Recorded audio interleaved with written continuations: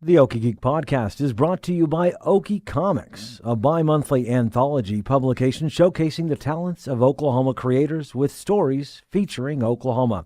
Copies are available at half-price books, New World Comics, Speeding Bullet Comics, All-Star Comics, Amazing Action Comics, Luton XP, Boarding House, Paseo Plunge, Museum of Osteology, and Commonplace Books, with more locations coming soon. You can find out more at okiecomics.com.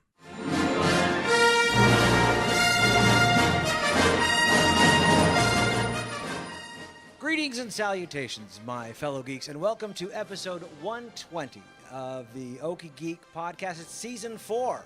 We're so very excited.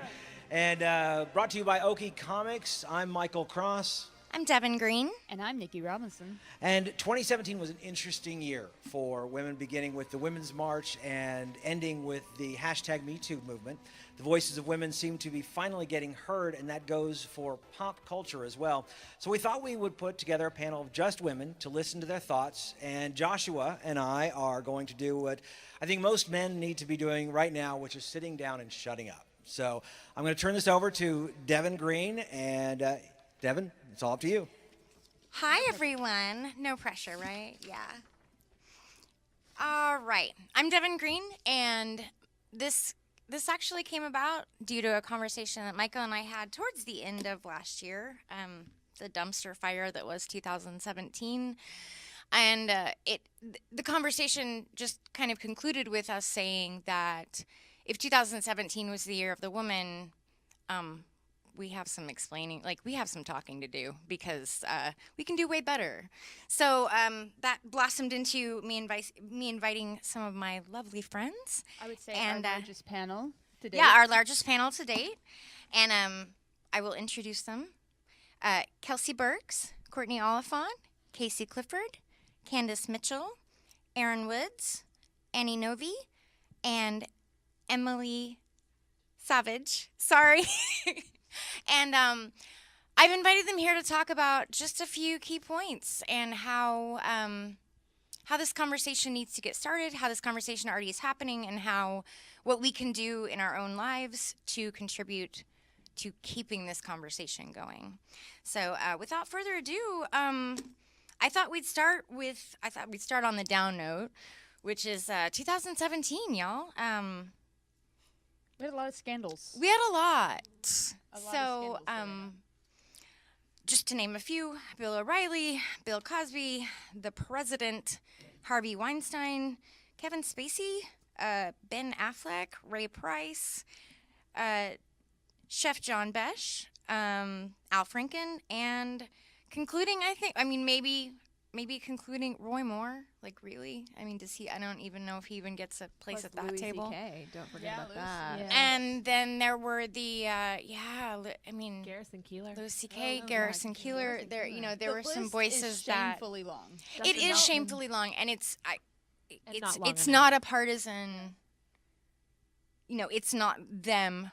It is them. But it's across party lines. It's across.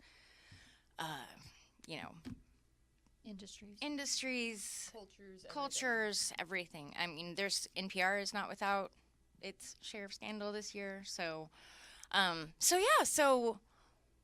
do we want to dive into that? And if so, start let's at one end and go to the other one and see what was the most appalling thing for each person. Yeah, like what was your point where it was like, okay, wow, this is beyond the pale. Starting over here. Emily. Emily. I think I was appalled pretty much every time, but especially with Kevin Spacey, because Baby Driver was one of my favorite movies. Dude! And he was one of my favorite actors for a long time, and it's just one of those, explicitive, Yeah, and I never heard anything. Some people you hear whispers and all sorts of stuff, but I hadn't heard anything. And then for the way that he quote unquote apologized and came out in the same statement, it conflated two things that should not be conflated at all, and it was upsetting. Yeah, and I mean, is there anyone who isn't? Should we elaborate on that at all? Is there anyone who isn't clear? But one thing I will say with the Kevin Spacey thing, I am really happy with the reactions towards that, because he got pulled from House of Cards. He got pulled from a lot of things. And so all the money in the world. They shot that whole movie, I heard. Mm-hmm. And then They had replaced him. And oh gosh, I'm gonna Christopher get killed. Plummer. Christopher Plummer. Yeah. Christopher Plummer is now getting a ton of accolades and nominations for Right. that performance, where he was basically subbed in Mhm. 8 days or something crazy. Yeah, Yeah, it was like crazy. 2 weeks Yeah. Yeah, before right? the release. 2 weeks. Yeah. yeah, and like I don't know if anyone knows about filming, but that's Yeah. not a lot of time. That is No. not a lot of It's time not. to get into character, to embody the character, and To book location. to Well, book and- locations and all that. Not to mention all of the other people who, and that Ridley Scott did. I read a short piece in the news that Ridley Scott did it primarily because there are so many other people involved in the making of a film, and how, or a show or anything that would essentially just be not recognized, But I or would- worst case that it would just not get made, not get released, and so Yeah, they would just can it. But Mhm. good on Netflix. Good on Netflix for doing Totally. that. Yeah, Totally. I'm good on them. And does that conversation lead us into separating the man from the art? Because are you going to watch old Kevin Spacey movies? I am, because of those other people who will benefit from that. Yeah. Not Because because he's I'm still that going to crazy get about movies. royalties from it. I Right. wonder, really, but we have to separate the man from the art, or do we? Yeah. Well, I That's- mean, that's a Woody Allen question for years, right? That we've had, and he even poses it himself eloquently in the 90s and Bullets Over Broadway. That's a thesis statement of that movie is, do you love the man or do you love the art? Because I think you can love the art and not the person behind it. I do But- it with musicians all the time. Really? Yeah. Where I'm Yeah. like, Yeah. I like their music. I don't like who they are as a person. You know. I feel like that's probably like a more of a personal preference. Like there are a lot of real big jerks that after, it comes to light that they are real big jerks. I'm just kind of like, yeah, no. There Same. are lots of other people who are good, kind, decent people who I could Who deserve now- our attention. Yeah, Yeah, so I just agree. kind of but if you can separate the artist from the art, yeah, go for it. But I feel like for me anyway, that I just can't. I mean, Yeah, it's so no. important for me that people not abuse their power. Same. Well, and that's their what they're talent. doing with Yeah. House of Cards is they're going, we're separate from this person, and that's what They totally divorced Ridley themselves. Scott does. Yeah, with the Yeah, I mean, my heart went out to Robin Wright.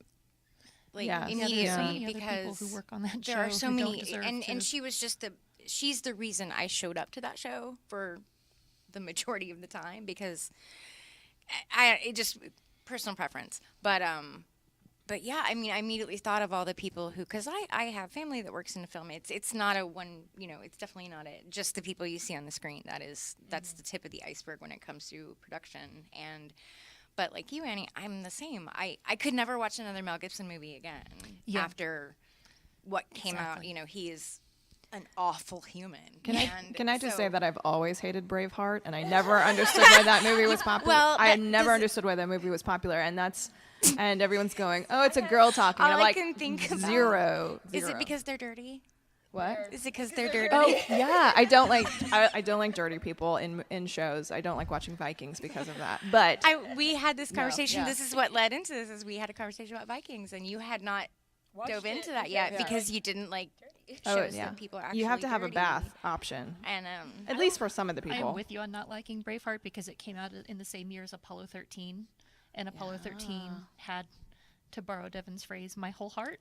And Braveheart won Best Picture instead of Apollo 13. So You're just jaded from the I, beginning. you were like, you were If you were rewatch, ahead of the if you curve. rewatch that movie and you I think the fight scenes are probably pretty good. I'm not a real good judge of that kind of thing, personally. But if you watch it just for the story, it is ridiculously silly. And he creates stories about men who have zero flaws and are always right no matter what.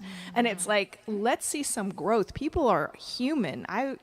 It just drives me crazy. The villain is ridiculous. Rewatch it. It's horrible. Don't rewatch it, but take my word for it. Were you talking about Braveheart? Braveheart. Yeah. I wasn't sure if it was talking about Apollo 13. I was like, I thought that was No, Apollo 13 is beautiful. So But I will give Braveheart Hanks, though, so and this is the only little smidge. The music in that is fantastic. Beautiful. The score is And so definitely. I bought the soundtrack and haven't watched it. I'm like, I'm good with this. This is all I need. So, what was your devastation of 2017. Probably the thing that jaded me most was Louis C.K. I read That was his me apology, too. and he said something like, "Oh well, I didn't remember. all of He this behavior claimed and it- it takes time away from my other projects," and he like listed his projects. it was just a plug. Yeah, the Oh, so you're unapologetic apologizing, plug. But you can't stop yourself from plugging. Yeah, and it was so your insincere, stuff. and he's like, "Well, It was really they didn't say ridiculous. they didn't say no or something like that." It So was Probably. so clueless and so Yeah. just completely missing the target and going off into the weeds. But It I was wasn't ridiculous. surprised by Louis C.K. because his I don't like his stand up anyways because it is gets on the verge of grotesque, and so I was just like, not surprised. Well, I mean, and it's I sad already that you knew. get that attitude. Most women in comedy already knew about this. Like, Yeah. I learned all these stories 2 years ago. Oh, really? Yeah. About Louis C.K.? Yeah. Oh, wow. Well, Like, That's interesting. Cracked.com did a whole list on creepy stories. I and, remember And that. Louis C.K. was on there. And I think that dovetails nicely into the question, and we will get back to the original. What was your heartbreak? But something to consider that we're going to talk about next is why this year? Why this year are these things being put out in the light and acknowledged, as opposed to Mel Gibson? You know, he's still working. He's still getting films. Why? You know, why is this? why are the victims That coming was forward years now? ago. No, I'm saying why are and in a what- positive way. Yeah, why yeah. are they getting? I think there's power in the numbers. traction. Is one of the reasons. Is because once one comes out, and then they're like, okay, I'm not alone. Right. And then more come out, and then more come out. And as women, I think you have comfort with other women. I mean, I know that a lot of women get dogged because they're like, oh, women don't get along with other women. Women, attack other women. And that's something that a lot of news outlets and stuff want to push, but I don't see that, not in everyday society. And once one comes out, they have that comfort in knowing that they're not alone, and they have that comfort in going, well, I'm not going to be the only one standing, and I have these people to lean on also. So I think that's one of the reasons that 2017 had so many come out that year. That's just my opinion. No, I mean, Oh, I'm sorry. go ahead. I don't think you can deny the power of digital media, though. No, Of social definitely. media. For a time, Mel Gibson versus today. I mean, it's just the access and the immediacy of information, the And ability things to share going viral, and like information, people the being viral able to nature of share. things. And we live in a very unique time where we get to choose what media we watch and listen to and acknowledge, which I think is a really revolutionary thing. Even just not to get too sidetracked, because this is something we do on the show a lot. I'm going to try not to. I mean, even the beginning of the year, there's this huge YouTube scandal about this. I'm not going to say his name because I don't want to give him any credit. But he went to the Japanese forest and showed some suicide victims and made a whole thing about it. It's a huge scandal. I will not say his name because I can't stand the guy. But as soon as that hit, within a day, that video was down because there was such an uproar about it. And since we voted with our views and our thumbs down and our petitions and all that, because people signed petitions to take his YouTube channel down afterwards. I mean, we live in an age where we get to choose what we want to see and what we want to advocate, which is something very unique to our society in this day and age, in this generation. So, I mean, as far as before you were limited to certain news outlets and these are what you have, now we have a far vast selections of what kind of dialogue we are having, which I think is fantastic. On that same note, without giving any accolades or thanking him, certainly, or saying his name, maybe our president brought some of this about, his behaviors, his open behavior, and then his addiction to social media. Brought other people to the table, more Twitter accounts, more Facebook accounts, just to see what was this guy going to do next and how bad was it going to be. Well, they had to How up the offensive. text, so the text on Twitter more because letters. there's so much to say now. Yeah. To Devon's dismay. Do you think that's? I know. I mean, that's a personal bias, but I mean, do you think that's partly why we got 280? Do you think the president was like, I need more words? I don't know. I mean, I can't don't wanna condense give a this guy- in 132 characters. Or that people just have so much more to say. I don't know. I think it's just because Twitter is now where a lot of people get so much information. I mean, it's you can share a link to a news article, but the comment on that has to be so short, and I just think that people called for it. I don't personally care. I think it was better at the shorter version. I think it was better shorter. I feel like you had to really choose your words wisely Yeah. with Twitter. That was really the point, was brevity. You Yeah. know, and that you have to really. I joked that Twitter makes poets of us all because you had to Turn so everything carefully into a haiku. construct your- So to bring it back around, Erin, what was your breaking point? What was the one? I mean, if there was a one in particular, I think that it was. like, I think it was just the fact that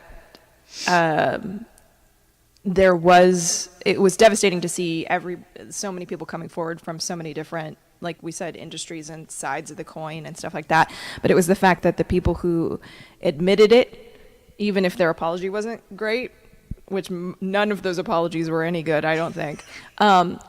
They admitted it, they had consequences, and if they vehemently denied it, like Bill O'Reilly and a bunch of people on the right, they didn't feel the consequences as much. People still think Roy Moore is a hero, or there was the right vote for them, right, instead of being disgusted by what he did, because he never admitted to anything. No, and there's so much they're like literally facts out. I mean, like, it's one of those things where we live in an age where people can deny and lie, and that's considered truth in a certain, like, I don't know how to, I'm not saying this correctly.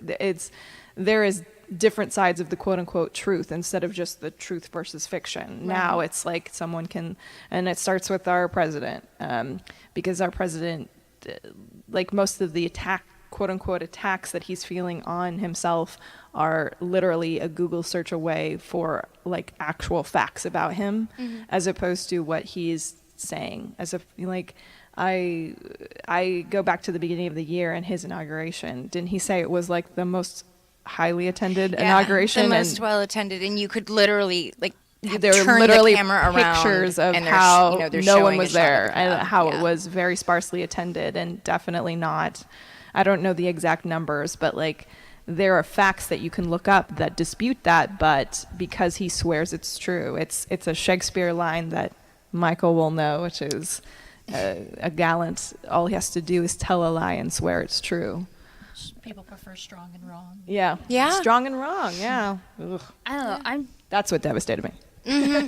Yeah, no, I agree. But part of me was just like, who cares, president? No one cares. No one cares. Why are you making this a big deal? Like, okay, even if it was or was not, you're still president. Why does it matter? You know, so like you're focusing on wrong issues here. Consistently. What are you trying to hide? Yeah, well, that's a whole thing. Yeah. What's going on in the background that you're focusing on attendance rather than policies or whatever is going on in the background? Right. So. Well, I think it's a way of him to point at news people and say that they're lying. Because if he's swearing that a lie is true and people are reporting the facts, then he can point to them and say, look at how they're wrong. Look at how they're attacking me. And so I think it's a way, and other people have sort of either learned that or been doing it for years, and we're just now noticing it, like going, oh yeah, you can actually do this. You can deflect from anything by saying certain things and swearing that a lie is true. And I think that there's a real, and I guess that rolls into what I'm so what made me sad but ultimately happy and satisfied was the Me Too movement later in the year, because I think as a gender we rose up and we said, you know, because I think that I have to think that the Me Too movement also crossed political boundaries. I bet there's a lot of crossed gender boundaries too. Oh yes, of which course. was Yeah. really great, because I know just on my Facebook feed, I mean, it was just like, wow, You too, huh? You know? Yeah. Yeah. And it's just like, and like I said, there's solidarity in numbers. And when there's numbers, you know that you're not powerless. So I think that is a wonderful thing. But I think it's also a way to say, this is the truth. This Yeah. is. You this can is- deny one person, but you can't deny 100,000. Exactly. Yeah. So I think that just giving the truth a voice and a powerful campaign was something that came out of all that, which I think was a great thing. Kandyce. I think, interestingly enough, and I'm not that into the Hollywood, but Harvey Weinstein, it didn't surprise me at all, first of all. And I think we'd all heard rumors about his behavior before. But when you look back many, many decades, women in Hollywood were writing books. The best one I can think of right now is Scarlett O'Hara's Little Sister. Very, very old book. She talks about the casting couch. We've known it was there. Yeah. The women knew it was there. Some a of them trope. went I mean- willingly. You know, how do we deal with that? Yeah. How do we unpack that? How do we? And I'm so glad that Rose McGowan came out and allowed others to, in numbers, come forward, which is wonderful. I really wonder about the Meryl Streep issue. I'm not clear on that. Whether she knew or not, I don't know how we'll find out. Right. But would he even have approached her? Would she have been a victim? Because she's seen differently today than she would have in her early years in Hollywood. When you're a professional woman in the workplace in your 20s, you might be the sex kitten, as viewed by the men, perhaps not by yourself. In your 40s and 50s, you transition to the mom in the workplace. So was she aware? Did she know about his behavior specifically? I don't know. Is she responsible for that? But many of the women who participated knew it was going on. They gained from it. How do we unpack that? Right. Do you think? I would think that maybe they thought they were using all their tools. Yes. And that's a weird place to be because, we have to help them. Yeah. I think it goes back to, this is my picadillo about the porn industry, which is so many people see it as a feminist, Empowered. Yeah, we're empowered sexually. This is a thing. This is a choice. We should never be ashamed of it. And other people view it as horrific and horrible and contributing to horrible things in our society. And it's like, who's right? Right. Right. Or can both sides be right? Can we? Yeah. I mean, that's probably the more push me accurate. pull you of it is, I think so. you know, how do we exist in a space and acknowledge that there, you know, while there is a consistency with the Me Too movement, how do we marry all of those voices? And that's part of why I wanted to have you all here. I want to unpack this for myself. I want to understand how other women understand it and feel out their place in it. So, I mean, yeah, how do you reconcile these things? But again, getting back getting back to how this started, how the year started for you. You know, or what was the breaking point? What was the point where you just had to recognize it for what it is and acknowledge it?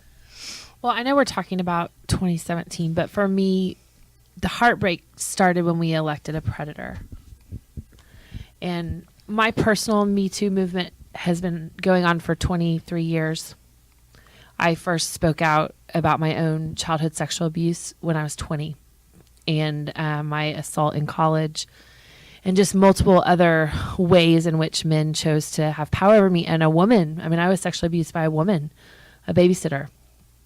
And so for me, the heartbreak, just the grief of those tapes. And I have friends who live and work in New York who are musicians who have side jobs, side hustles, and several of them worked events that Trump were out over the years, like years ago. And he took advantage of them. He treated them wrong sexually. These are women that I know. Like, this isn't some like, well, maybe somebody doctored some tapes, or like, no, like these are actually people that I break bread with and make music with.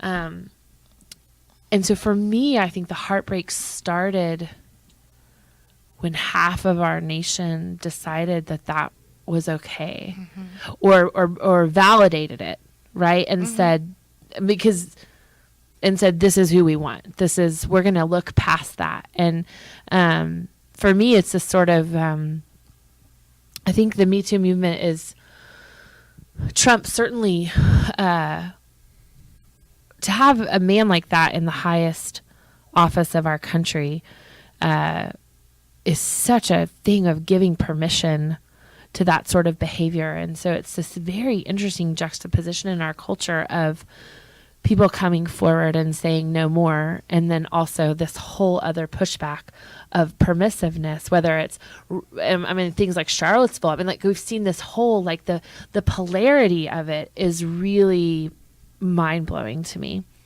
And I think that for me, the Me Too movement, when the tape, when all those recordings came out before the election, and then I was super triggered, and just because you're just all of a sudden in the national discourse and on Facebook, and like was just this like back and forth, and people didn't believe it, and some people did, and oh, those women, just victim shaming, and those women, and it's like, oh my god, like, and I remember like sending out like a Facebook message, doing a piece of writing and saying, like, if you are triggered in your trauma, like, it is okay. You are not alone. Like, if you are reading this, do not sit behind your screen and just let all of this scroll past you. Like, reach out, like, because women were coming to me and saying, Casey, like, and I said, like, this is for those of us who've been through this, like, this is not easy to read. Like, this is not, like, this is incredibly personal. And women started emailing me their stories, women who had never spoken before. Like, and so like I had this kind of Me Too movement with my friends and with women on Facebook who were like, Casey, thank you so much for sharing. And this happened to me, and I've never told anyone. My husband doesn't even know. And like, and so then to have the Me Too movement happen, I think the other thing, and this may hit wrong, and I'm probably talking too much, I'm sorry. No, the interesting thing about the Me Too movement for me, I was all at once like elated to see it happening, and also like, some of us like came forward a long time ago. Like, some of us have been speaking this truth, and I'm so glad that there are voices that have been added to that chorus, but it's overdue. Like, and also feeling like, and like even here, like focusing on the celebrities, like to me, like I'm focusing on the soccer mom and like that girl in college who nobody knows her name. Like, she doesn't have any followers on Instagram. Like, these are just women. Like, to me, that was the more impactful thing, was the every woman. Like, it's because it's not easy to come out, no matter who you are, whether you're famous or not. Like, it's not easy to step forward and speak your truth and stand in your story. There's so much power in it. It's the first step to taking back your power, is breaking the silence. So to see that happen in like those shock waves across weeks and weeks and weeks, like, that was amazing. It also, I hope it continues. Yeah. It shouldn't just be a one-off. Right. It shouldn't just be a hashtag.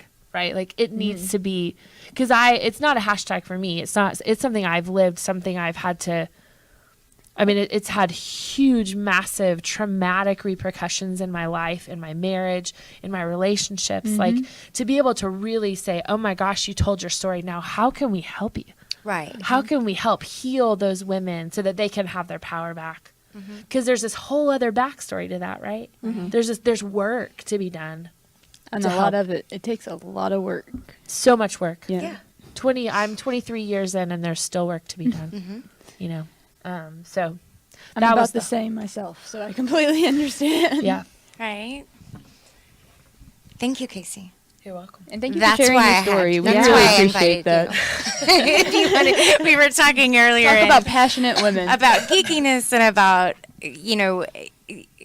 identity, really. Yeah. And, and I wanted to clarify that we started this podcast because we want to talk to people who are passionate about whatever. And that's led into this beautiful, amazing thing where we can sit here with our friends and talk about anything. And that's why. That's the joy of this is that so we get to do this. That's why. Well, and I'm a geek about vulnerability. Yeah. I'm a vulnerability geek. I'm a feelings I totally see geek. that. Like, Yeah. you know, like I'm like, well, what does it feel like? Like so. I find that extremely interesting because I was the exact opposite. I didn't feel anything, and so it took about 3 years of therapy before I was able to like let down those walls and actually start feeling. And now I cry at everything. It's such a good. It's having feelings. It's so good and healthy. Yay, you. And like, Yeah. we were watching. Oh, what was that rehab show? Celebrity Rehab? No. Dr. Drew? No. Like which one? 28 days? 28 Days with Sandra Bullock, which is I think it's called fantastic. By the way, Intervention. Intervention, okay. I watched that. I bawled my eyes out. Like, I was just like, that's someone's daughter. That could be Jane. And, you know, just, and Right. learn to internalize and empathize. And having had gone through those experiences, use it towards a positive and be able to identify with these people. And even though I don't have a drug addiction, I had an addiction to not feeling because it was easier. It's easier to go to those drugs and it's easier to not feel anything. Sure, numb is definitely easier, Yeah. Yeah. but in some ways it's more painful. It's Right. it's lonely. Yeah. It's very, very lonely. And I had to really, like I said, 3 years therapy every day, or not every day, twice a week for 2.5 years, and then we knocked it down to once a week, and then now I only go once a month. So I, Right. you know, it's Yay, like, you. And that's part of doing the work. and it's work. And And there are committing days to you it. don't want to go to therapy, you don't want to talk, and it is work, and you just want to go back into that shell. And so for anybody out there listening, I know it sucks. Going to therapy sucks. It does. There are days where you're like excited to go. You're like, I have so many things I need to talk about. You're right. I've got a bullet list right here. Like Yeah. you take notes, and then there's days that you're just like, I don't want to go. I don't want to talk to this. I personally got a man therapist because I identify with a more stoic type person because I was very stoic. So I was like, I don't go cry to a woman. But then I was like, and it worked very well for me because I think more logically and less, because I thought more logically and less emotionally, but he actually taught me how to think more emotionally, which was a great transition. And so he tapped into my thinking and then taught me how to feel again, basically. I know it sounds weird, but I find that very interesting. But having emotions is great. Now, That's sum up. just so you know, emotions are good. Even they're hard to get sometimes, but I'm curious Yes. about that situation. When on the days you didn't want to go, was that because your walls were particularly built up and strong that day? I actually or- have an anxiety disorder called Okay. hypervigilance, and and those were the days where it was like my anxiety was high, and the way I would deal with that was just not to feel anything. So you're insulated on that Yeah, day. and like I went through a divorce and everything, and I just learned just not to feel anything. Like, you know, I still loved my children. I was very still affectionate to my children, but those were like my safe spaces, you know, where I could be. But with everybody else, it was always like kind of arm's length. Like no one truly knew everything about me, and I couldn't name one person that knew all my little piccadillies and like flaws and everything, and because I could never allow anyone to get that close. And that caused problems in my relationships. It caused, I mean, even with my children, I mean, I love them deeply, but I could never like fully go head in, you know, I think I'm a good mom, but you know, everyone hopes they're a good mom. But yeah, those were the days where it's like, I don't want to talk, man. I don't want to be here. I don't want to do this. I don't want to do this anymore. But I knew it was what was good for me and what was right for me, and you just force yourself to do it, and that's the hard part. Yeah. Yeah, It's called work for a reason. it's called growth is never. You get those growing pains all the time, right? Comfortable, Growth right. is never easy. No. But I don't mean it to take up all the time, so because I will talk about me for a long time. So Which is okay. Which is we acknowledge that and we love Yeah. it. Courtney, Oh, okay. duck goose. My turn. I guess like part of what's bothered me the most is just the general surprise, Yeah. like the Louis The C.K. what? thing. Mhm. Like Jen Kirkman talked about that on the podcast. That episode's no longer available. She had to take it down 2 or 3 years ago. Oh, really? Yeah, I mean, and Bill Cosby was making jokes about putting things into women's drinks before the Cosby Show started. 30 Rock brought that up a couple of times. They also brought up Weinstein several times. Yes, yeah. So I'm just sort of like, where have you been, people? Yeah. Why have we not been having this conversation sooner? Mhm. Or why Didn't have we? believe women? People didn't believe. Well, why women. would you? I don't understand what you're talking about. Well, even members of my family say, when they were at Thanksgiving, when Roy Moore was brought up, and this person said, "Well, how reputable are these women?" How come And I'm we like- have to validate? I'm like, oh, really? So 8 women together do not meet the standard of being believed as one man? Yeah. Like, really? The parody How many there. women do you have to put on the scale Really? to Like, tip what's it? the- Exactly. Right? How many Yeah. stories All have to build of up? these 8 women, And the truth just is that happen to have one is enough. similar, One story is enough. experiences with this one man. But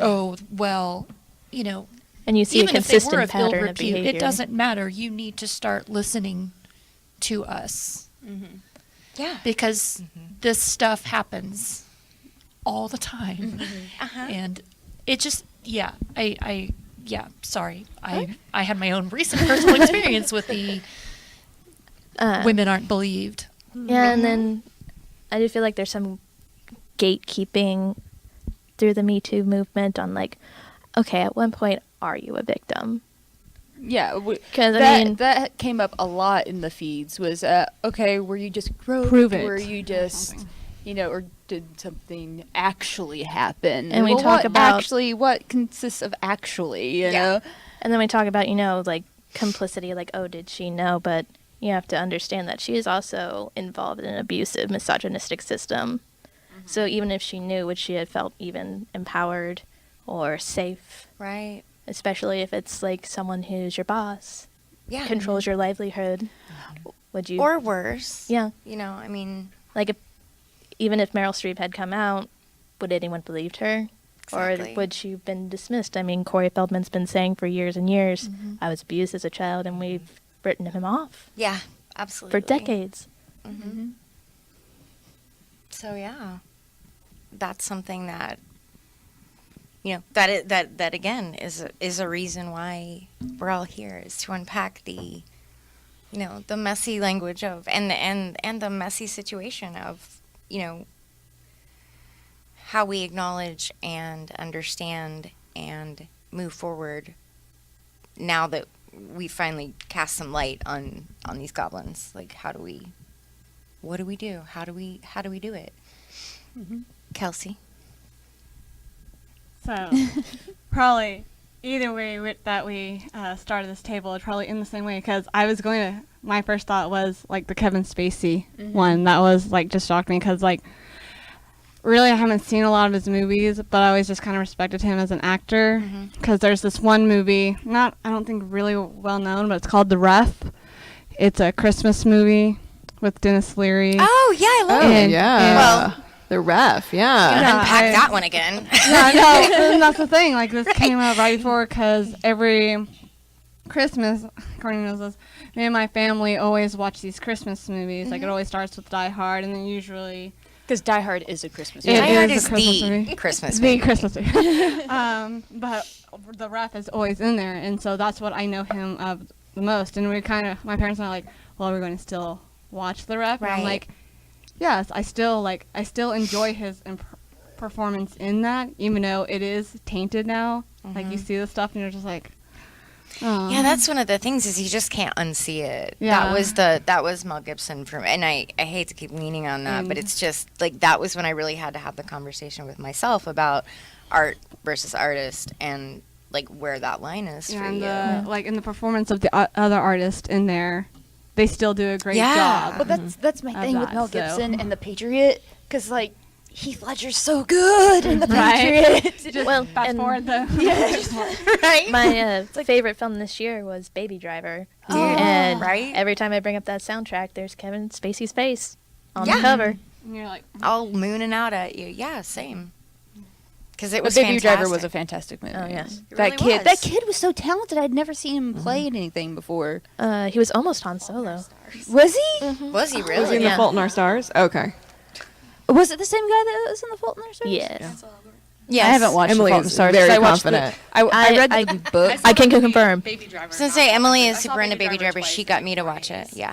Because I saw it and went, oh my god. Oh and then I my listened to the God. soundtrack and I went back. And the soundtrack, I mean, the entire soundtrack, including Kevin Spacey's little song on the soundtrack, which I don't listen to anymore. It was on my top Yeah. 100 Spotify this year. Yeah, absolutely. So I just listen to it constantly. I listen to it on the drive. It was I just want to fantastic. find It's the the best stunt for working drivers out. and hug them. Yeah. Like, that's what the star of the movie is. Really, is the stunt drivers. Like, Yeah, I was running a little late this morning. I was like, man, I should just drive like I was in Baby Driver. right. Absolutely.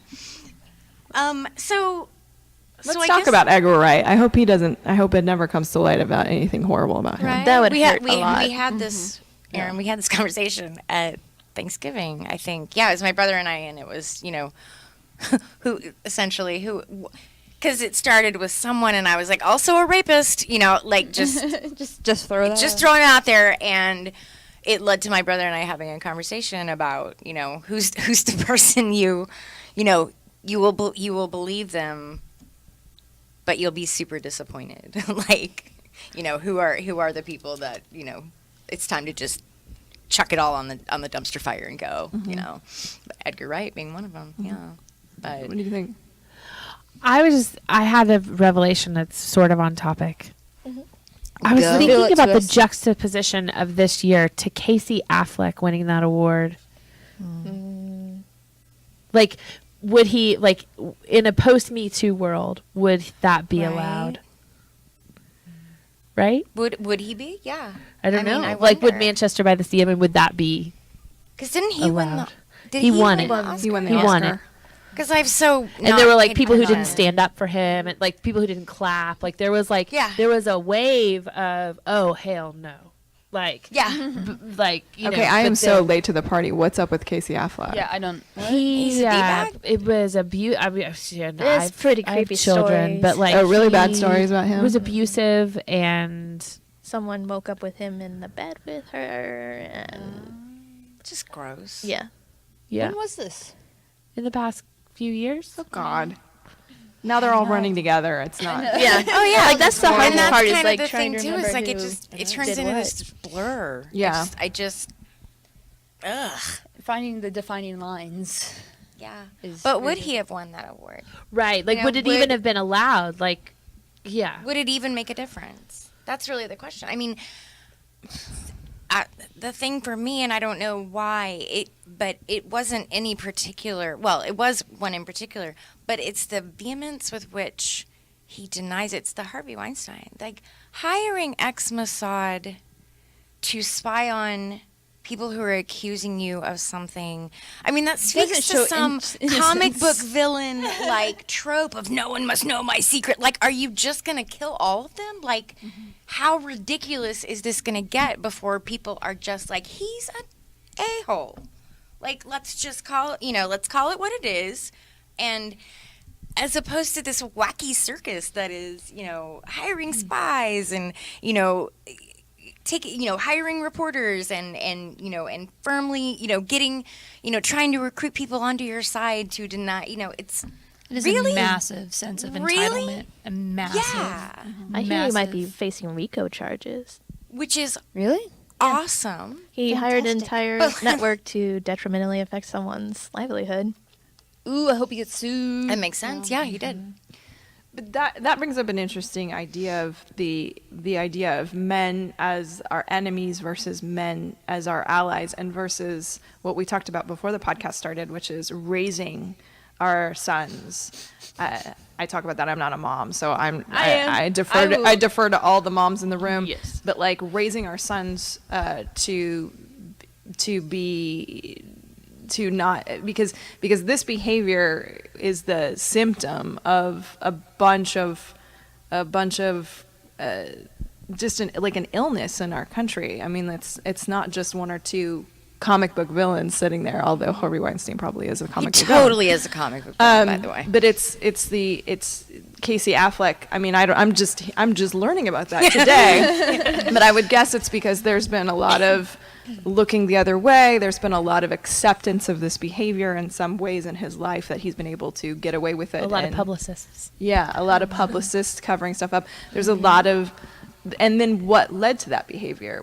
Casey Affleck is a successful, nice-looking man who has probably a lot of success with the ladies, so why is he a predator? Yeah. Like, why are any of these people power. predators? It's not about. Yeah, it's You're always exactly about power. right. You're It's not exactly about right. sex. But I mean, what gets somebody to that point where it's about power? And as a lot of us have pointed out, that the Me Too movement is not just one gender; it's crossing genders. So men are also our allies as victims, as well as people who are having similar experiences to us.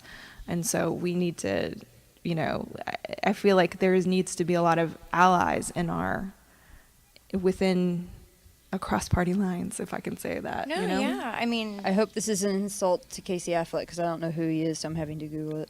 oh, it's been Affleck. Well, then we talk about, Who's this guy? I don't even know.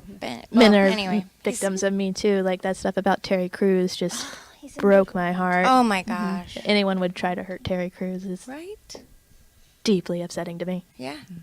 Yeah. I would like to hit the point again about how do we change this, and Erin brought up a great point about raising our children. I think that is the key and the utmost key. Not only teaching our sons how to treat women, but teaching our daughters how to stand up against this and that they do have a voice. Yes. Because I am blessed enough to have a boy and a girl and be done. And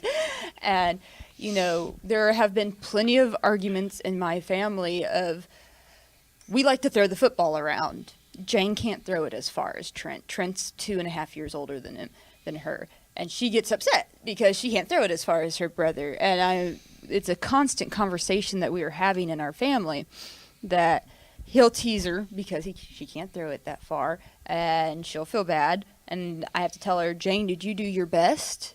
And she'll be like, yeah. And I was like, did you throw it correctly? She had the perfect little spiral going and everything, throwing the football. And I was like, there are always going to be people better than you, and there are always going to be people less better than you. And that's the part for my son there. I was like, there's always going to be people better than you, son, so chill out. Right?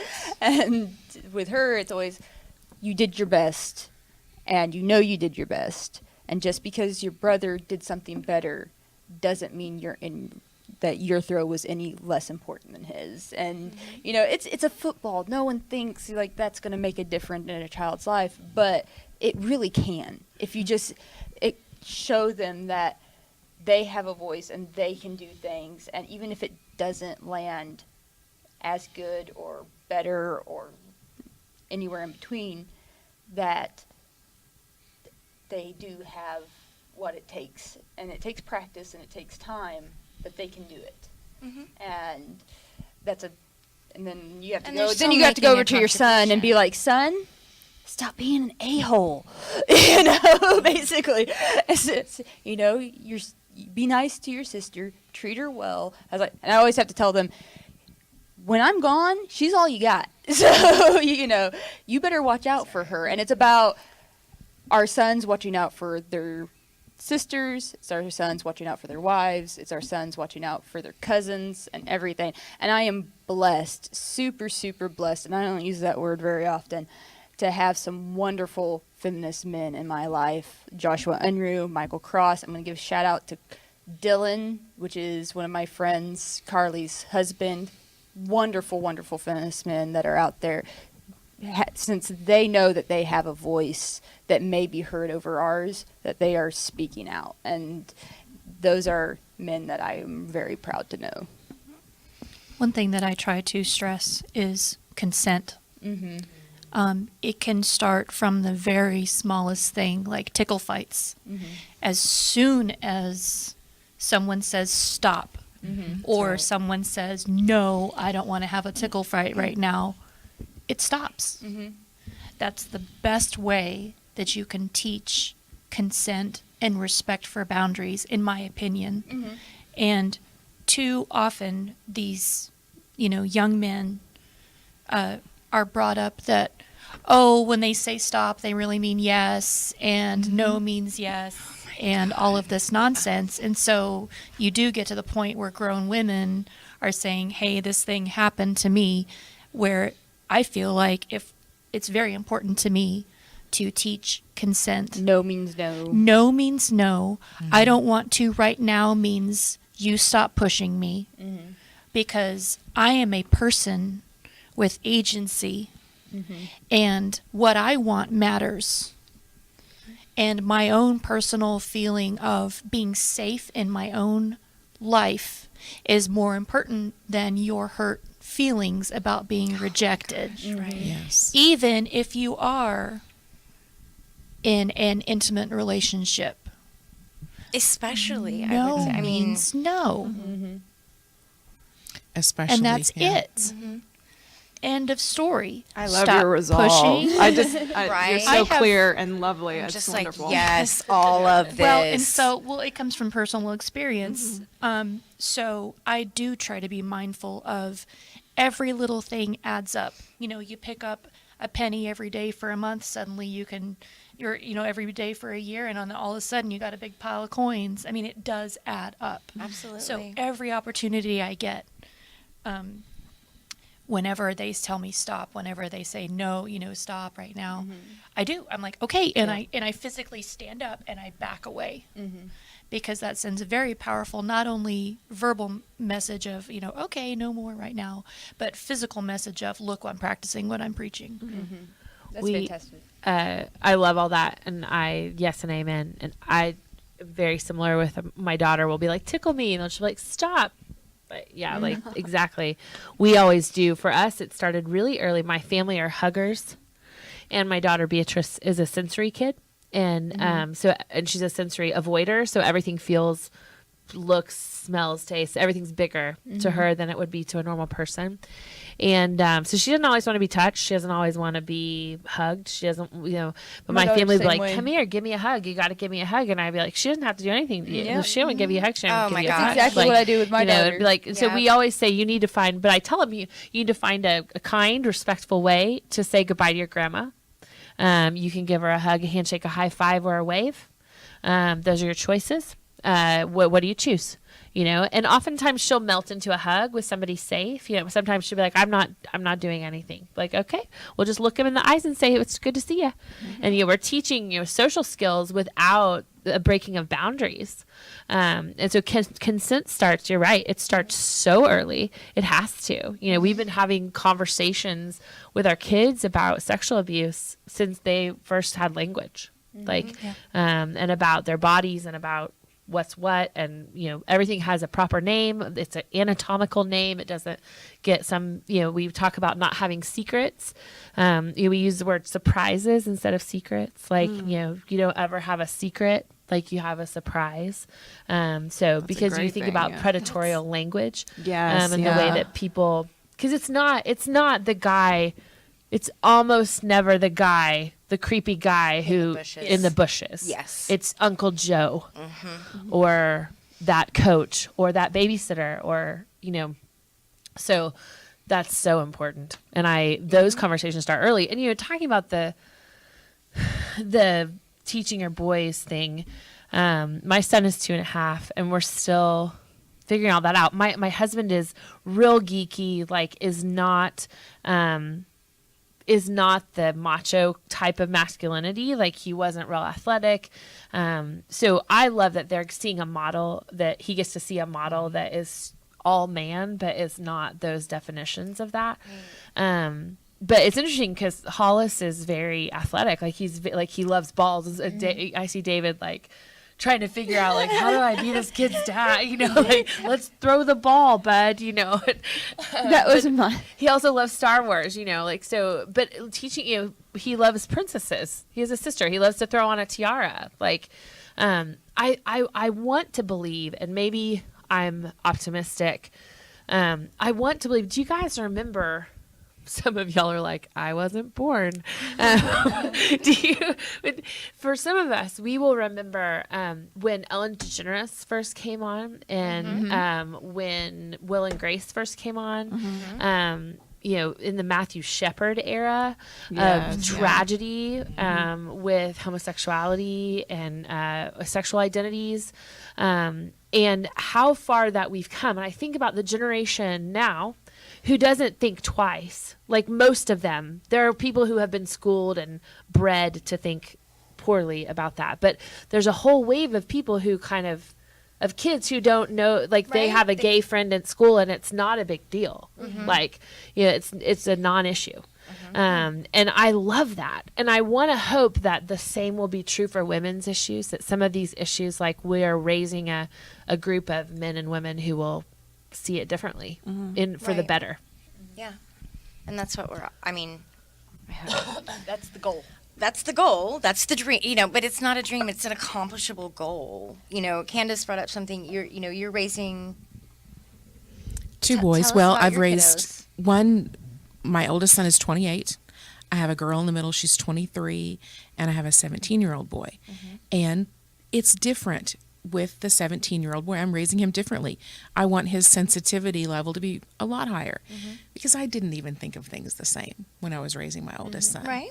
I feel like, again, back to the workplace, as a young professional, it was like part of the hazard of my job to be chased around a desk back then. You just accepted it. And you did everything you could to keep it at bay. And I've had this conversation with my mom. She goes, yeah, it's just how it was. We are the stronger sex when you get right down to it. We've put up with a hell of a lot. Right. And now it's being recognized. It's ridiculous. Thank goodness it's being recognized. But so with these boys, we're ultra sensitive with the 17-year-old. And my husband, working in politics and in the media, is really conscious of having women involved in his shows. Yeah.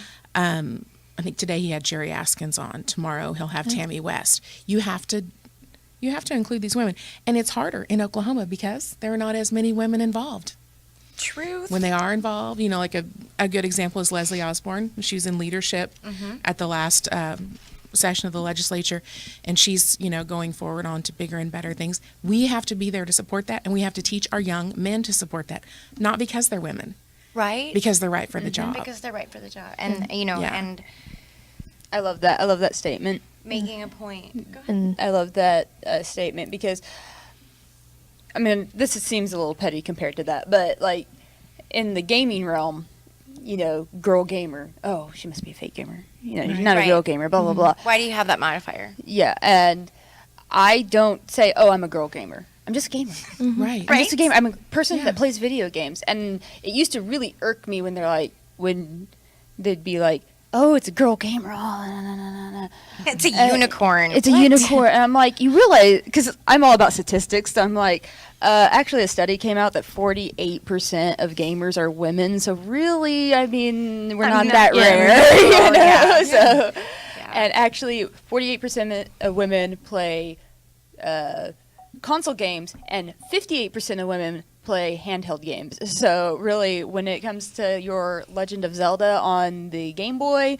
more women are playing that than men. So, I mean, so I love that statement. So, well, then they can be so dismissive of like little games like Bejeweled or Cooking with Mama. Those aren't real games. Those are games. They're real games. They're hard. Yeah. Have you tried Cooking with Mama? You know what level I've been stuck in on Bejeweled for so long? Or Candy Crush? I'm stuck. I haven't even tried. It's too hard. And I refuse to pay money. And I'm like, I will have to wait for those lives to reset before I'm the same with my Bubble Pop game that I play. And then just to go back to politics for just a second, I'm very proud of Norman right now. We have a female majority city council. That's awesome. What a great thing. My Norman Knights are in the house. Fantastic. Surrounded by all these OKC people. It's fantastic that it's in Oklahoma, and it sucks that we have to point that out. I mean, that's... I think it's the first time, too, that we've had a female majority. I'm sure it is. I mean, we're still in Oklahoma. Yeah. I mean... we still have a long way to go. And when you think about it, women in politics, it makes sense. We're mothers.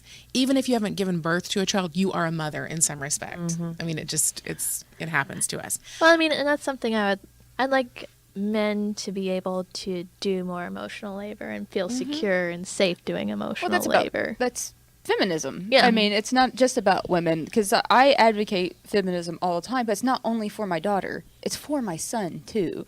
And that's one of the things, especially like Section 8, I did some stuff with Section 8 with OU. Went to a few, like they had a few meetings and stuff because I didn't know anything about it, so I was interested.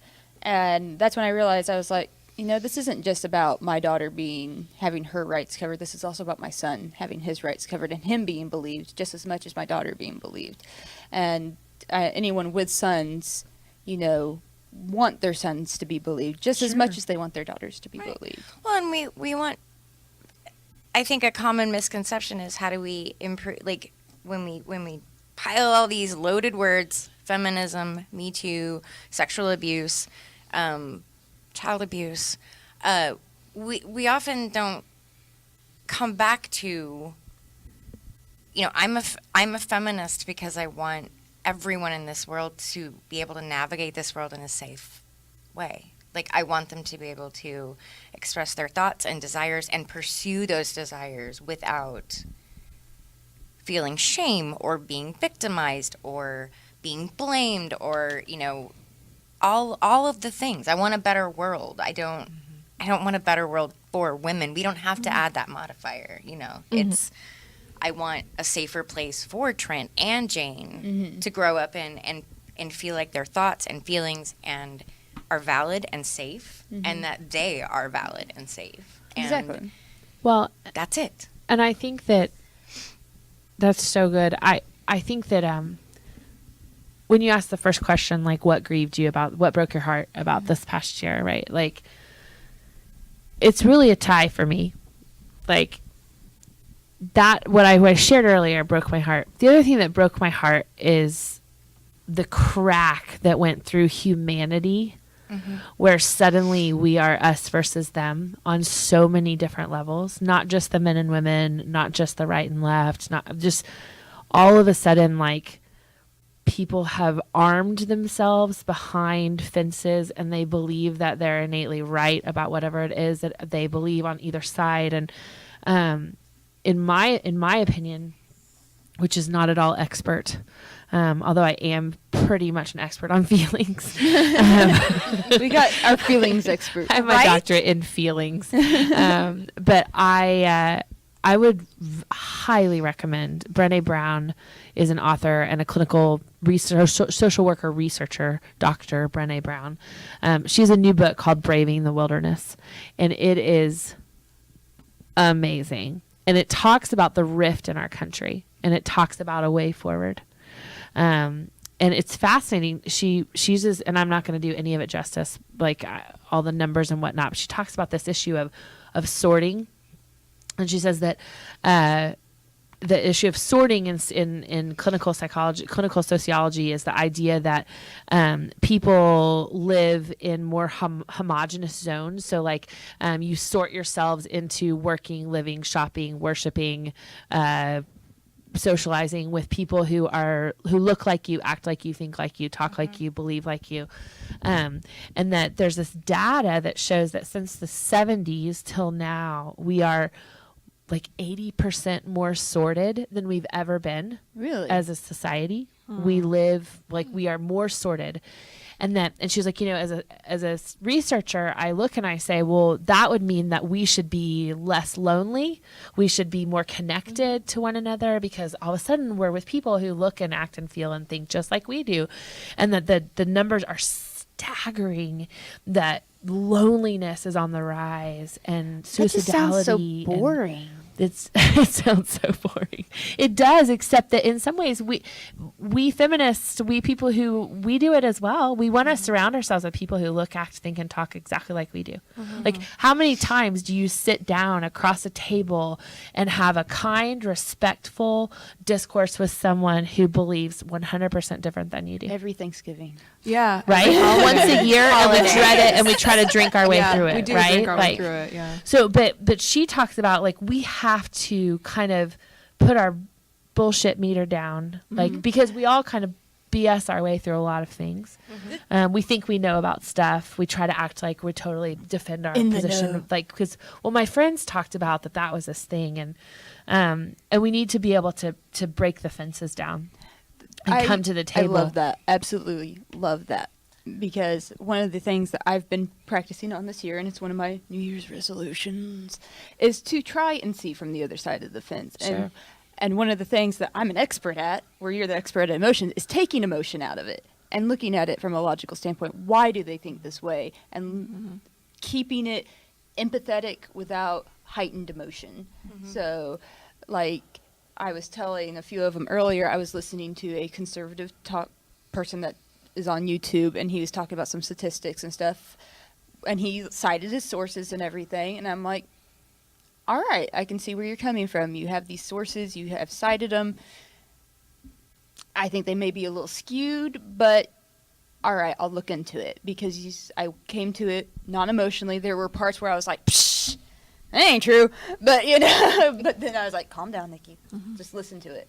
And he actually had some valid arguments. Whether I agreed with them or not, is a different story, but that's my schema, my own personal experience. And but that is something that needs to happen, is to have a conversation that's not influenced by emotion. 1,000 conversations. 1,000 upon thousands of conversations. Yes. Well, and that's something that you guys dovetailed me nicely into something my husband and I were talking about. And the next thing I wanted to bring up is, how do we keep this conversation going? And the second part of that is, how do we keep this conversation going with people we don't agree with, with people that don't see the world the way that we do? And I'm not saying, like, how do we get out there and convert everyone? It's how do we continue this dialogue to where we don't get back into silence. We don't get back into complicity. We don't get back into,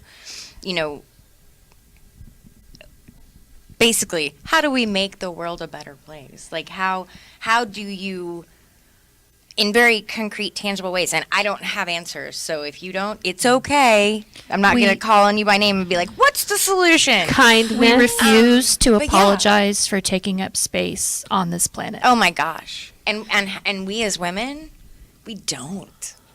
We don't. We take up the majority of this space. We are taught. She's just like sitting in every chair somehow right now. I don't know how you do it, Nikki. Right? It's amazing. How? do you sit in that chair? I'll tell a personal anecdote. I was at a corner shop a week or 2 weeks ago, and this very large, very angry man walked past me, uttered an ethnic slur under his breath, not directed at me, directed at the person that he just had a conversation with. And there was a time in my life where I would have just ignored it. I would have pretended like it didn't happen. And I'm not saying this is an easy thing to do, because I'm a little girl. And I was taught that, go along to get along, be polite, be apologetic, all of these things. But I just couldn't. I couldn't do it.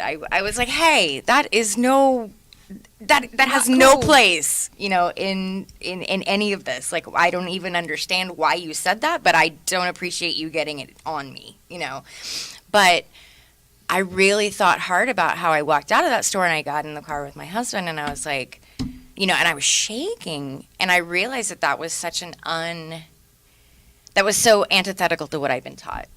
But you needed to do that. As a lady, yeah. And what was his reaction? Was there a reaction? He was pissed, and then tried to argue his point of view, and I was like, I don't care. I don't really need to know why you felt the need to utter. I was like, I'm just telling you that that's an inappropriate way to respond, especially if you're trying to get people to agree with you, and.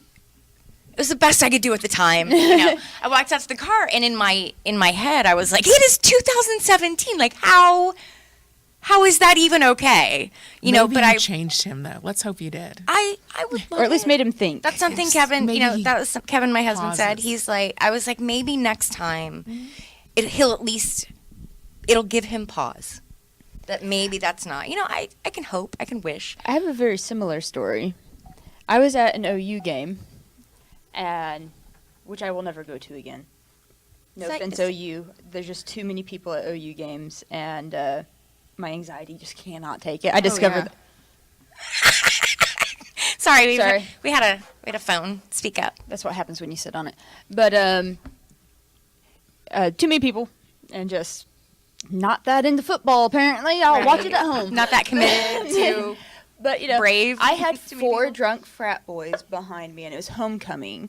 And, of course, you know, the homecoming, elected homecoming queens come out. And, you know, they're from different groups and everything. And they started talking trash on one of them. And gorgeous girl, but they're not stereotypically, you know, I guess what they thought should be homecoming. And I have a 13-year-old girl not next to me. Her dad was next to me, but beside him. And they're just talking trash about this girl. And, like, the whole time I'm just getting mad and angrier. And I'm like, they're drunk, they're drunk, they're drunk, they're drunk. Just ignore it. Yeah, you And find yourself making apologies. And then finally I was like, F this, no. I turn around and start chewing them out. I'm like, there's a little girl over there. They does not need to hear your stuff. And, you know, and I chewed them out. They were getting mad at me because they're drunk. And they're like, and I was like, you disgust me. You're disgusting. And they're like, I'm disgusting? You're the one that is talking crap when I didn't even do anything to you. And I was like, yeah, you're behind me. You're talking crap. I don't like it. And I ended up having to leave. Like, I left the game. I had a panic attack shortly afterwards, but I said something. So it was just like one of those, it's where you have to really condition. And it's sad that we have to get to that point. Yeah, that was my commentary, is that it was so antithetical to what I'd been taught. But one of the guys, when I was leaving, because I chewed him out and then was in protest storming away to Or go just have my get your- panic attack. I was like, Yeah. I am going to go lose it now. And he didn't. He just kind of touched my shoulder, and he goes, I'm sorry. He was like, they're drunk, you know, I'm sorry about their behavior. I was like, them being drunk is not an excuse, but I appreciate the apology. At least it made one of them think. Right. And so, That's all you can hope. yeah. Is that next time, hopefully there's not a next time, but if next time, maybe it will give them pause. Yes. And that's how slow that's change my best occurs. solution. Like, that I can think of. That's my best. That is, I guess you could call it my New Year's resolution, is maybe next, you know, is to, in those quiet moments, I'll be, you know, seize that ability to say something. And as, you know, without putting yourself in any danger, which is awful I that could that's body a slam thing. those guys. But yeah, to maybe next, so that hopefully if there is a next time, give them pause. That's all I ask. That's you know, that's how change happens, is gradually and over, you know, a series of moments. Well, and I would go one step further and say, if you can find it in yourself to believe that you can take up the space, to believe that your voice can be heard and matters, and to figure out a way to say it kindly. And to say it as a respectful thing to the other human, because that's the piece that we're missing. We're all yelling at each other a whole lot behind screens. We're real powerful behind our screens, and we're making missives and saying things, and we're missing the humanity that is there. Like, those are boys who are so insecure about their life that they went to a party with a group of friends. They are children, and they have been taught to look at women a certain way, and they think they're being cool because they want to talk bad about a girl with each other. And all of that is really sad. Like, and so if you can take up your space enough to, like, see their humanity, but somehow speak kindly. After the election, my parents are very, very conservative, and I work in a day job with my dad. And so we take up a lot of space together, and just one door away. And after the election, I posted something, and it upset my dad, and he emailed me. He emailed me something, and he was trying to be kind, but it was real hurtful. And I said, you know what, Dad, I think we need to sit down. I went into his office the next day, and I said, Dad, whenever you're ready, I'd like to sit down and face-to-face talk through this. You know, just the two of us. I'm not here to tell you what you did was wrong, or to say what I did was the most right thing. In, you know, voting, it is an intensely personal thing. Who you vote for and why, those are intensely personal decisions for every single person that made those decisions. I don't agree with how people who voted for Trump voted. Like, I cannot, it blows my mind. But my dad, who's a great man, had infinitely good reasons for himself why he made the decision that he made. And we sat for 90 minutes across the table. And I listened to him tell me the reasons, and he listened to me tell him mine. We didn't leave agreeing, but I left understanding him more. And there was no harsh words said. There were no disrespectful words said. The conversation remained kind. And it was like a unicorn, right? It was like, how does this even happen? but because what I found myself online saying, okay, guys, be kind to each other. Please be kind to each other. Please be kind to each other. You know, I was raised in a massively Christian evangelical world. So like my Facebook feed is equal parts. Equal parts. I was too. Like, so and my husband's like, oh, I'm not seeing any of that. I'm like, well, you're lucky, but I'm seeing all of it. And these people are being horrible to each other on both sides. On both sides. Yeah. Like, and so I was like, but I realized I was like, I have to the rubber has to meet the road. Like I have to try this. I have to try having a kind, respectful discourse before I ask others to do the same. And so I challenged myself. Like, and it was hard. Like, and I cried, you know, I said, Dad, you elected a sexual predator and your daughter was sexually abused and you know that. Like that, I can't even. Like, and he came into my pain with me and he felt it. And I felt that he had heard me. It didn't change his vote. Like, even that didn't change his vote. But he heard me, and that has shaped how our conversations have gone for the rest of the year. So I haven't got anything figured out, but I do think it's important for us to unsort ourselves and to challenge ourselves to break bread and have a cup of coffee.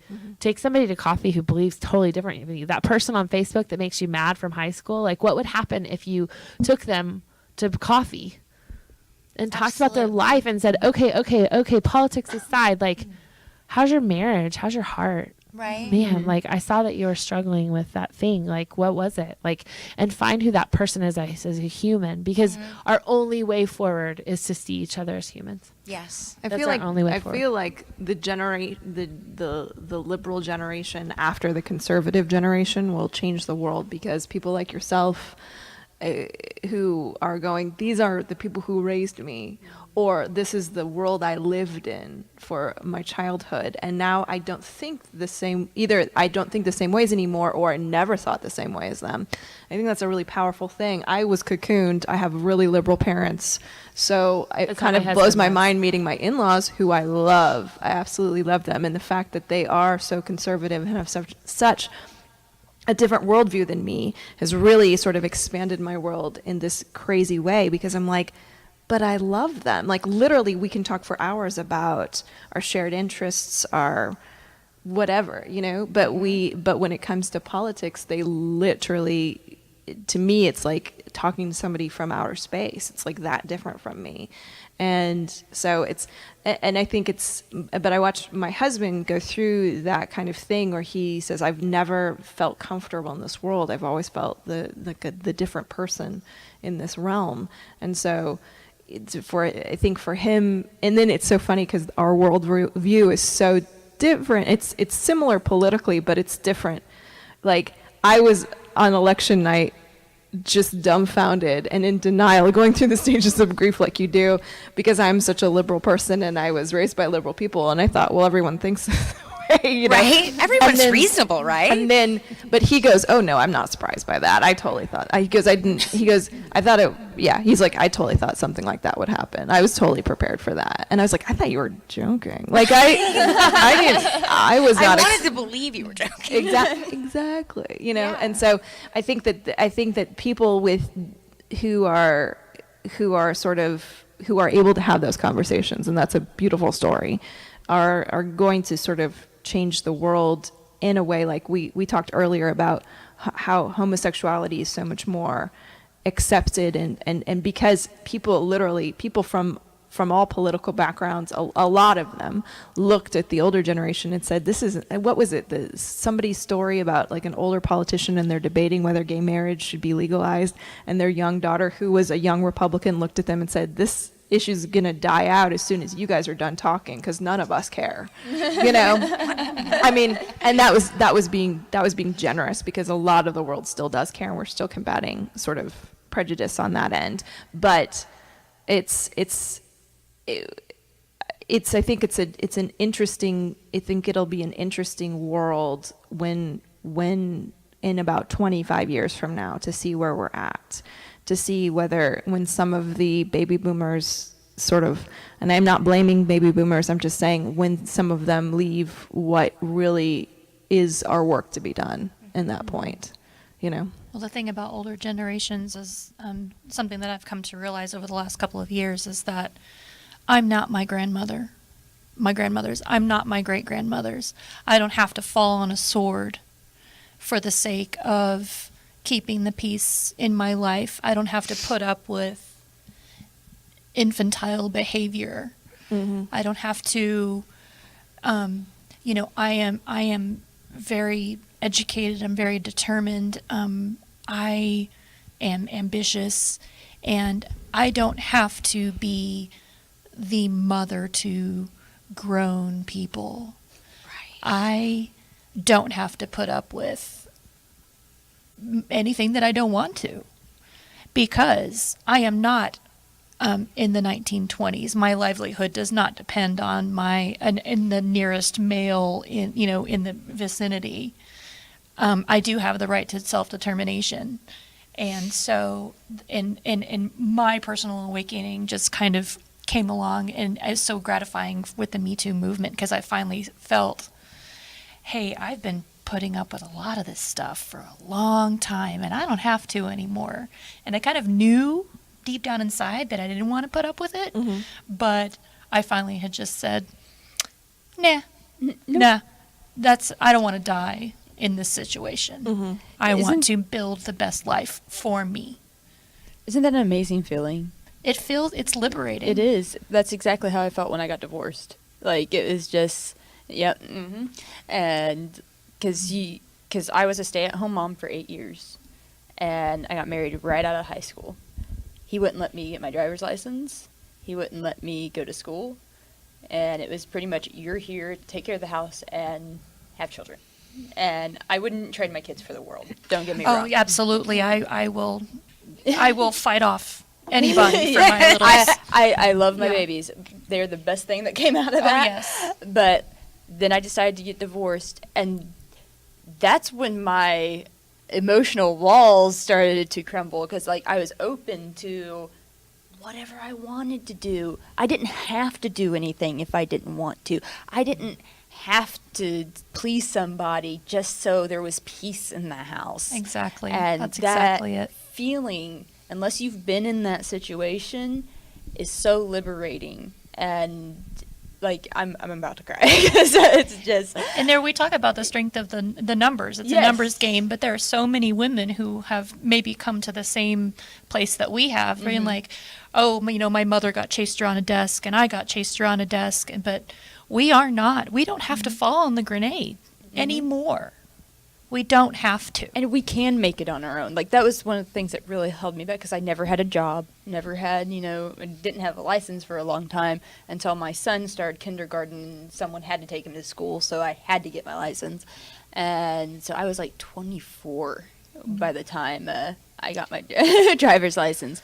And when I got divorced, I was like, I'm going to make it. It's going to be fine. You kind of have to psych yourself up. It is very, very scary. And that is not to take away from, it is very scary, very terrifying. Oh, it's horrifying. Oh, yeah. And there are going to be days when you're like, oh, I just want to go back to the way things were. It was so much easier. I didn't have to make all the... But those feelings shall pass. But then you get your first place. And then you get your first raise. And then you get a promotion, and then you realize how far you can go, and you realize how smart you actually are, because someone's told you all the whole time that you'll never make it without them. And oh yeah, that you're not worth it. Your wants aren't as important as that no person's one will ever wants. want you because you have 2 kids. No one's going to want to take that on. And I have found a wonderful person who is willing to take that on and loves my children deeply. And so it is something that you believe these lies that you are told, and then you find out they're lies, and it is the most freeing experience in the world. And I just can't even begin to explain to anyone out there in a situation like that, it gets better. And it's far better than you'll ever imagine. Yeah. Wow, that's incredible. I love that. I love it too. I love that you are here speaking that truth for people who haven't gotten there yet. You know, those people that don't believe it's possible, or that it does get better, or that, you know, that is a huge empowering statement. It reminds me of the Dan Savage movement, where, you know, he started with his "It Gets Better" video, and this, I mean, same, you know. Yeah. I mean, it dovetails into the, you know, inspiring someone can be something as easy as living the life that someone else doesn't think is possible. So, wow, that was just great. And all of that was great. Just a little bit. It sounds a lot harder than it actually is. Like, you don't think you can do it, and you, like, in your head, you're like, there's no way. There is no way I can leave. There's nowhere for me to go. But there's usually always someone out there that will help you. Even if you don't want anybody else for the foreseeable future. Well, I mean, like, just like, because, like, I stayed at a friend's house for the first 4 months of my divorce because, not to get into the too gritty details, I got kicked out of the house.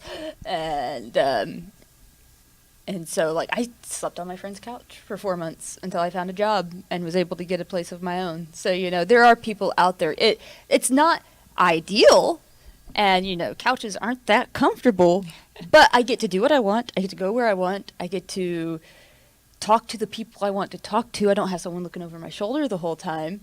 And that was worth more to me than having a bed to sleep in. Yeah. So. And there's plenty of places for you to go. There are plenty of resources, which is another thing I would like to shout out there.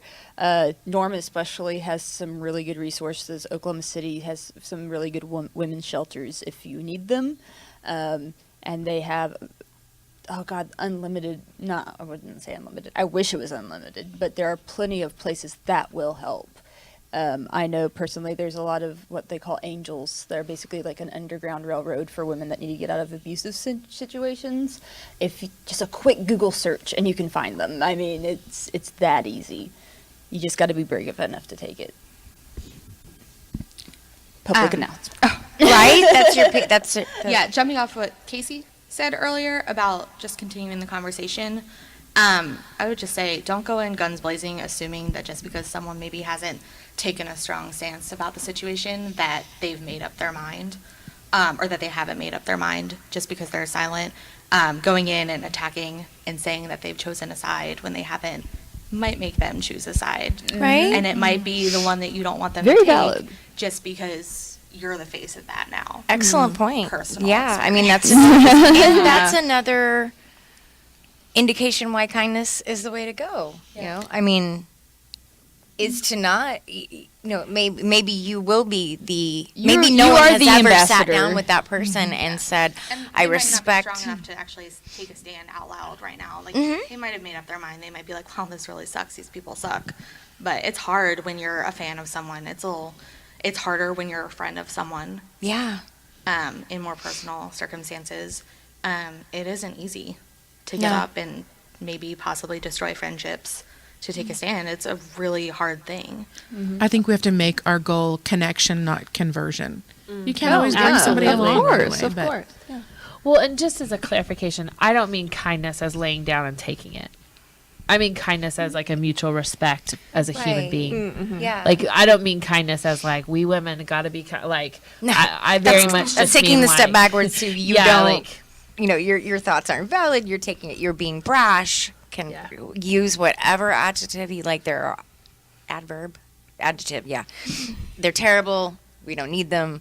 But yeah, no, kindness does not. Kindness is it's much harder to sit down across a table from someone who doesn't fundamentally agree with you than it is to sit, you know, comfortably among your peers who have similar tribe. interests. Your tribe, exactly. It's so much harder to do what we talked about. Even, you know, and you're not going to nail it every time. That's okay. But making the effort is how we're gonna change this world. It's It's the tiny, bold moves. It's not the, Can I say something I liked about 2017? Absolutely. I think it was the year of people and this is, like a lot of you have pointed out, this has been going on for years, but maybe this is the first time I became woke to it. Gosh, I'm really not comfortable using that term because I'm super old. But it was the first time that I became distinctly aware that people are talking about the hardest, most what had been kept for private for so long. People are talking about the hardest things that they are dealing with in their life openly. It's Me Too is part of that. Patton Oswalt's latest comedy special on Netflix is about his wife. Is about that. Tig Notaro, am I saying that right? I think this was before 2017, but her cancer story and her story, I feel like I clued into that more than ever, sort of at the very beginning of 2017. And it's the idea that we can talk about what is the hardest thing in our lives, and we can talk about it openly, and we can encounter other people with, like you said, the kindness that we need to encounter them with. And I think it's wonderful because everybody in this world has to deal with grief, like grief of the loss of a loved one. Not everybody loses their partner or their mom at a certain point, but we all deal with the loss of people, and we all deal with illness, and cancer is everywhere. And like we were talking earlier about the plague before the podcast started, and how we were discussing the plague just because we could, and it comes up anyway. It's just we all have what are things that we've never talked about before. My mom and I had a conversation earlier this month about maybe not the hardest things we've ever had to deal with, but it was because of the Me Too movement, things that she'd never shared with me, and I don't think she'd ever talked about with anybody. And it was amazing to hear my mother say, this happened to me, and I never talked about it. And it wasn't, and so it's I think it's, and even if it wasn't something that was at the top of the scale of the Me Too stuff, it still was something that happened to her, and it was something she's always been ashamed of or whatever. And I think that these are the conversations that we are able to have now, and I think it's terrific to hear it from men and women and from all different ages. I think it's great. I think opening up that truth, like you've been talking about, people reaching out to you, people going, I've never talked about this, people saying, and it's just because you hear somebody else talk about it. I'm sure people are hearing Patton Oswalt talk about his loss and going, you know what, I've never told anybody about what I've been going through. I just had a miscarriage. I just lost a spouse. I just lost my mom. Those things. Yeah, absolutely. It's radical vulnerability. I do a thing called truth booking on Facebook. I love it. I'm I just need more truth up here, people. Your kids are not that cute. You're not on vacation all the time. Could you please just keep it real? And so I just hashtag truth booking. And all of a sudden, people just, truth booking just pops up places. It cracks me up. But that it makes just was me my so way. wonderful. Let's get real in here, people. Yeah. Because it's not, the truth is that radical vulnerability will change the world. Yes. Because when we realize how much more alike we are than different, that will change the world.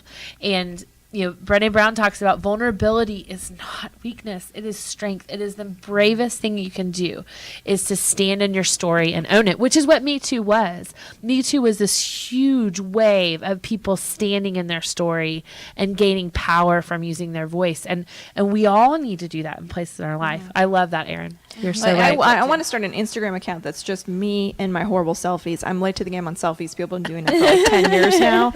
I just literally started probably a year and a half ago, and I do them so sporadically, and I have to take 60 before I get one that looks remotely like me looking. I'll give you some lessons. Me looking okay. So I just want to do I want an Instagram, and I just want to take everything from my camera feed and all the bad ones, and just put it out there and be like, this is what I probably look like to a lot of people. This is all you've ever seen. This is maybe what you see. Yeah, Same. no filters. Let's do this. No filters. I look crooked. No makeup. Let's do it. to go back to what you were saying about how that open dialogue is happening with you, with people telling you your story, the same has happened to me as well, because ever since I got diagnosed with my hypervigilance and generalized anxiety disorder, and I'm very open about it. Like, I've mentioned it on the podcast all the time. You know, I tell people, I'm sorry, I got to take my pill. You know, it's how I function normally, you know? So, and they're like, oh, you have an anxiety disorder. Well, I'm suffering from depression right now. And they'll tell me their story. And I'm always like, go to therapy. And then I give them that spiel. It's not easy. It's not fun. It's not something that you want to do. And, you know, I know they're like, well, I don't want to be on any medication. And I always relay this story. This is how I got on medication, is my brother-in-law. I love my sister to death, and I love my brother-in-law. Very few people can say this, so I like to state it. He went to Afghanistan, and when he came back, he had to get on antidepressants and sleeping pills because he couldn't sleep because of PTSD. And I was going through a huge mental breakdown at the time. And he shared his story with me, and this is one of the reasons I share my story with everyone, is because he goes, Nikki, I went to war and that broke me. He goes, you're fighting your own war and it's breaking you. It's okay to take that medication if it makes you feel normal and gets you through the day and gets you better. And so having that open dialogue and letting that vulnerability out is so important, because you never know who you're affecting and who can open up and be like, okay, well, that's okay then. If it's okay for her, then maybe it's okay for me.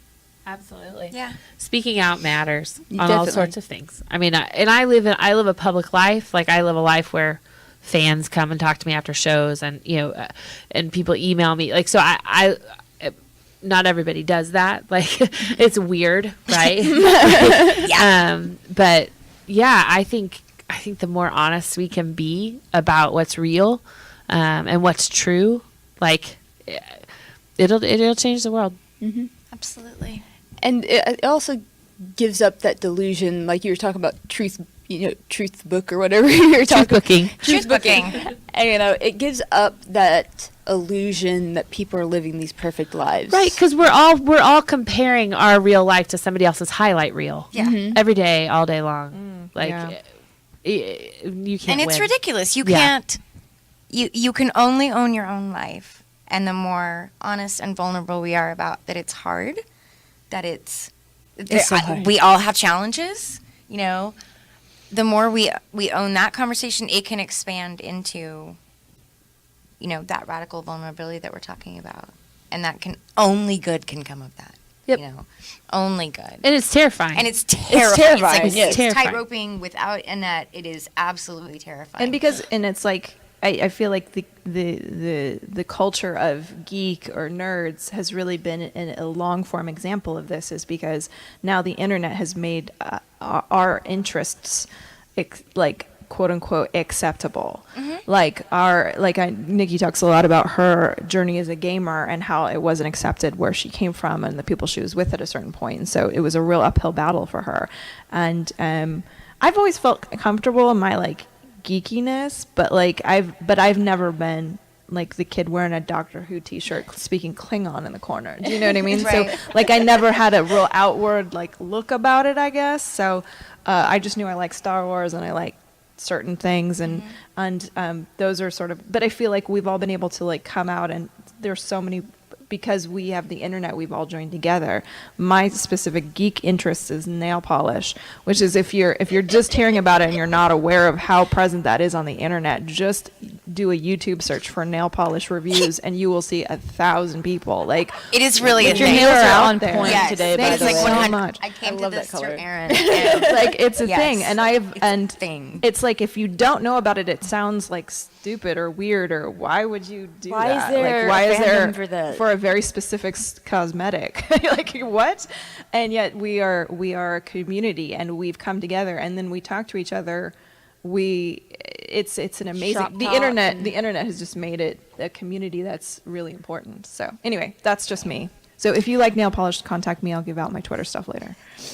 it's fascinating. Like, I never thought I would, and I'm fascinated. I'm absolutely, especially I someone always love with when you're terrible, on terrible Twitter nails and and you cuticles. and Like, you- I just watch it with envy. I bite my nails, but I always like when you post the pictures of like they always do the nail polish holding it, and then like their nails showing the actual color of You've it. seen hers, right? Yeah. Oh yeah, that's what I'm talking about. It's perfect. I'm like, how do you get those smooth edges? I don't understand. So now I'm intimidated by your nails, right? No, I don't. Now I'm It's like, my beautiful. nails aren't ever going to live up to your No. nails, Erin. But remember, that's the most highlighting- beautiful thing about our community is that there are people out there who are literally like nail models with perfectly long nails that are just perfect in every way, and there are literally people who have the shortest nails I had. I didn't even think that was physically possible to have nails that short, and it's like we're all here loving nail polish, and it doesn't matter, and it's all points in between. It's people, and it's and Is and there I'm- nail zen. polish conventions? Oh my god! Yeah, we could have a whole. Oh my God. We could have a whole thing on just the nail polish conventions, and I'm trying to campaign to bring Now one to I'm- Oklahoma City because I Now really I'm need all it. like, can we do a show on this? Like, Can we do a can we show legitimately on nail like? polish? Not completely Mike's giving me the thumbs up. We thumbs up. totally can. You guys are so lovely. We'll talk about dates. Yeah. All right, I've got to do a little housekeeping, and I would love to sit and talk with you ladies all day, but I know that some of you may have other things you need to go do. So I think that's going to be our show, and thank you. Thank you for ending it on you. nail Thank polish. you. Thank Yeah. I'm sorry. No, I'm so glad we It's did like the because most girly not thing all you of could this, end it not all of this needs to be. We can have Heavy. fun with it. My parting thought is, have you guys seen the rock test? Because it's awesome. What's What is it? Okay. And my brother, who is incredible, is who brought me to the party. There was a anonymous woman on, and she was trying to determine a metric for what is appropriate and inappropriate when dealing with. You've seen Courtney totally knows what's up. What's appropriate and inappropriate in talking to for men who aren't comfortable or are feeling a bit overwhelmed with what's appropriate and inappropriate talking to your female coworkers. She suggested that imagine you saying the thing, and then imagine you saying the thing to Dwayne "The Rock" Johnson. And if it doesn't pass that test, don't say it. Double down on that when Dwayne "The Rock" Johnson caught wind of it, and he's like, I approve of this. I 1000% approve. And I'm like, that's because he's a good dude. I love But him. no, I love it, and I use it, and I encourage everyone else to use it. But we don't have to be all down or negative. We can have fun with the fact that we want to be an inclusive, better world. I mean, like the That's- top 3 movies of Yes. 2017. Right. I was about to say that. Starred women. All featured. Yeah. Ladies. I would, given infinite time, and this is something we can think about for next time if we want to do it, is positive representations of women and feminism in media this year. Oh, I have so mine was many The Crown. for video games. Watching Elizabeth There's a lot of good literally roll her eyes as she gets mansplained over and over and over and again, all and day watch her long. drop the mic on every single one of those dudes in a very subtle, graceful way. But watch her own that. It's when we get to the diversion about Philip, I'm like, nobody cares. Get back to E. Come on, But that's just one example of many great inclusive media that's Star Wars. happening. All those Star women Wars. pilots. Interestingly, Bill Nye saves the world. So many ladies, people of color, like science is not done by crusty old white dudes. Let's stop pretending it is. Like that really is kind of the underlying theme of Albert that show. Einstein's first wife. Yeah, yeah, totally. We're all going to Google now. I know I will. I couldn't watch that show because he's such a d-bag. But I appreciate what they were trying to do there. Anyway, the Okie Geek Podcast is brought to you by Okie Comics, a bi-monthly anthology publication showcasing the talents of Oklahoma creators with stories featuring Oklahoma.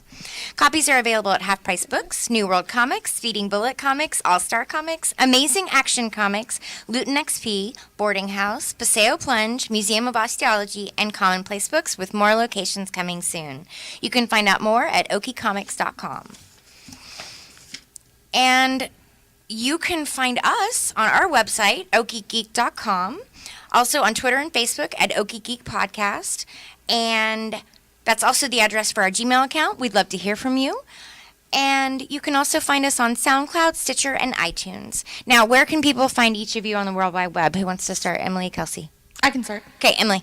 You can find me on Twitter and Instagram at SAVIEM01. My Twitter is currently private, but I'm going to unprivate again today. Yes. Some people were jerks. Hey. Also, you guys are on Patreon. You should totally check that out. Yes. Emily's. Thank you for laughing at me. Yes. Patreon. Good looking out, Em. You can find me on Twitter at MIGHTYANI. That's at Mighty Annie, and my account is also locked right now. But just knock Send on the a door, request, and right. Yeah, you can totally knock send on a the door, request. and I might invite you in. Yeah. Never. That leads me to an interesting. Never feel the need to not own your right to reject, block, keep private anything on your internet space. It's just like your real life. Like if you don't associate with D-bags or find out that someone is a D-bag, never feel bad about blocking, muting, unfriending, rage quitting, talking smack about whatever. Like own that and be fine with it. I fill up your space. Yeah, I don't let solely use people- Twitter to talk to major corporations about how much they suck. That's so- fine. I have a friend who has a Twitter account solely to troll one politician. I mean, and that's all she uses a Twitter account for, and that's fine. But give yourself that agency. Give yourself that license to never, it is just like your real space, your meat space. Absolutely. Block, unfriend. I am a huge fan of curate.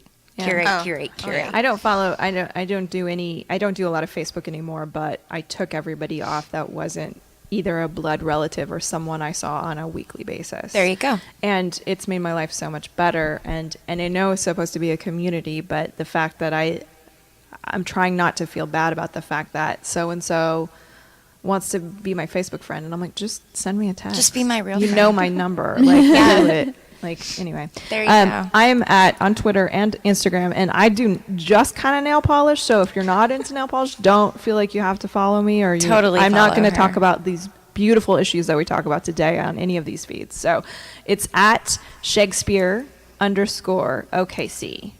And those are, so if you like nail polish. What about Jane Austen? I do tweet a little bit about Jane Austen will and be Star following Wars. I do tweet a little bit more than just nail polish, but Instagram is just nail polish. So don't even. My think you're Instagram gonna is see it. almost solely knitting. So Knitting. I love it. Ain't Okay. nothing wrong with that. There's nothing wrong with any of those things. My Instagram's purely selfies. 1,000% of never. Yeah, I'm never on It's like, Instagram. no. Although I got a new haircut, I have to showcase it, so I may. Well, we're taping, so. Look at it. Ooh. We all just oohed. That is so superhero. Adorbs. It's pastel blue. I was like, it's amazing. wintertime. It's kind of comic book blue. Yeah. In an awesome way. I was like, Superman- it's yeah, she's got wintertime. the I usually Superman, go like, blue blonde in the palette. summer, so I was like, blue for winter. I'm going to be Jack Frost. Where can we find you on the internet? You can find me at Retro Robinson on Twitter, and you can also find me on the Okie Geek Facebook page. That's right, you run the Facebook page. Yeah, not efficiently, but I will do better now that finals are over. Yeah, right, now that you have a life. Now that I have a life Outside again. of school. You can find me on the Twitterverse at WEVA. That's Whiskey Unicorn Victor Victor Alpha. You can find me on Twitter. I'm Kandyce with a K and a Y, so it's KandyceMitchell. You can find me at my website, which is kcclifford.com. It's KC like Kansas City, K period C period, no dots in the online stuff. But I'm also on Facebook as KC Clifford and Instagram. You can find me on Twitter as KC Clifford, but I'm never on Twitter. You can find Kelsey and I on the Chicks with Flicks podcast. And on Twitter at HeyCWF. And we do have a Facebook and a barely used Instagram account. Hey! Yay! All right, and be sure to subscribe to this podcast and also rate us, leave a comment. As Emily mentioned, we do have a Patreon, and we love our Patreons, our patronuses. Patroni? Anyway, until next time, I'm Devon Green. I'm Nikki Robinson. And reminding you to keep calm and geek on.